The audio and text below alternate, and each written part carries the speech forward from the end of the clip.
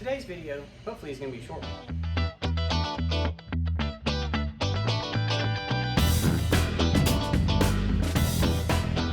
One of the biggest problems with older cars, especially Midwest, upper Midwest, Northeast, anywhere basically but Arizona, California, New Mexico, is rust. One of the biggest problems you'll always have is you're going to have floorboards and trunk pans rot out. You can't prevent all the rust and rot, but you can definitely do something about it if you don't have it yet, or if it's not too bad already. And one of the things you can do is replace weather seals. So today what we're going to do is we're going to replace the weather seal on this trunk, which, as you can see, just from this, the weather seal is worn out because it should actually sit nice and firm. And it doesn't. So I guarantee you that weather seal is shot. Should be a pretty easy process. Should be. We'll find out. There we go. Here, I'll let you take a look at this trunk seal real quick. This trunk seal is dry rotted and cracking. It's flattened in a lot of places. This is torn. Over here, it's completely flat.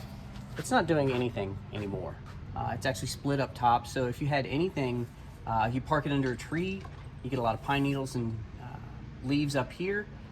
They're gonna stop the water. The water's then gonna run here, have no place to go, come straight into your trunk, ruin your trunk. Happens a lot, happens to a lot of different cars. So since this one still has a nearly pristine trunk, it hasn't happened yet. It's not glued on with anything. It actually will come off really, really easily. I mean, especially as old and dry rotted as this one is, you can take it right off in one piece. Not a big deal. The old one is now gone. Now the only thing we need to do is put a new one in.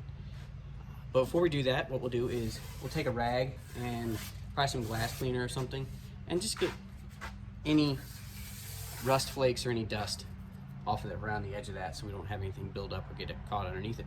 I've got all the dust and debris out from around the lip of this, and here's our new seal. It comes in a roll, should be the right length. If not, you can always clip it. But this seal is basically, it's got a metal insert on the inside, and then it is rubber on the outside. This will actually bite onto that seam that sticks straight up that the old one was sitting on, and you just press it down with your hand.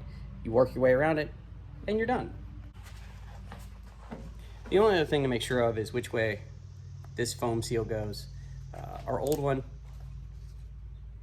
the curve was going to the outside, so we're gonna also put the curve to the outside on this one. Okay.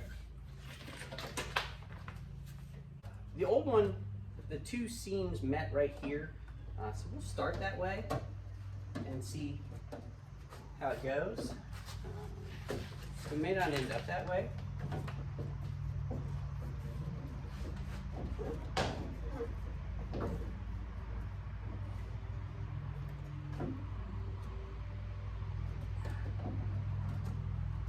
And if you wanted to use a weather strip adhesive, there's certainly nothing against it. It's just going to make it a little harder to get off if you ever have to replace this again. If it wasn't glued on from the factory, there's not really a need for it. But if you wanted to, it's not going to hurt anything. Definitely not.